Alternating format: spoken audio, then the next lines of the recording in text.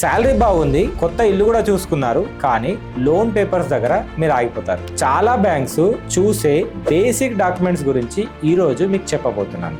First వాళ్ళు మిమ్మల్ని అడిగేది ఆధార్ కార్డ్, పాన్ కార్డ్. తర్వాత మీ బ్యాంక్ స్టేట్మెంట్ ఒక 6 months కానీ 1 year కానీ అడుగుతారు. తర్వాత మీరు ఏదైనా జాబ్ చేస్తే ఆ జాబ్ కు సంబంధించిన పే స్లిప్స్ అడుగుతారు. దానికి సంబంధించిన Form 16 2 years మాత్రం కంపల్సరీ అడుగుతారు. మీరు ఏదైతే కంపెనీలో పనిచేస్తున్నారో ఆ కంపెనీ ఐడి కార్డు కూడా ప్రజెంట్ చేయమని చెప్తారు. నెక్స్ట్ విషయానికి వస్తే వాళ్ళు చూసేది ఎగ్జిస్టింగ్ లోన్స్ ఏమైనా ఉన్నాయా, అది credit card, personal, gold or vehicle loan ఉన్నాయా అని చెప్పి చెక్ చేస్తారు. నేను చాలాసార్లు చెప్తాను కదా, లోన్ పర్సెంటేజ్ 30 to 35% ఉంటే ఈజీగా ఉంటుందని. వీళ్ళు కూడా చెక్ చేసేది అదే, కానీ వీళ్ళు డిఫరెంట్ గా చేస్తారు. అదే లోన్ పర్సెంటేజ్ మీకు 60% వరకు లోన్ ఎలిజిబిలిటీ వచ్చేలాగా అన్ని ఈఎంఐస్ మ్యాచ్ అవుతున్నాయా, మీరు హౌస్ లోన్ కట్టడానికి ఆ ఈఎంఐ సెట్ అవుతుందా అని చూస్తారు. నేను చెప్పిన ఈ డాక్యుమెంట్స్ అన్ని మీ దగ్గర బై హ్యాండ్ రెడీ ఉంటే లోన్ మీకు చాలా స్మూత్ గా అయిపోతుంది.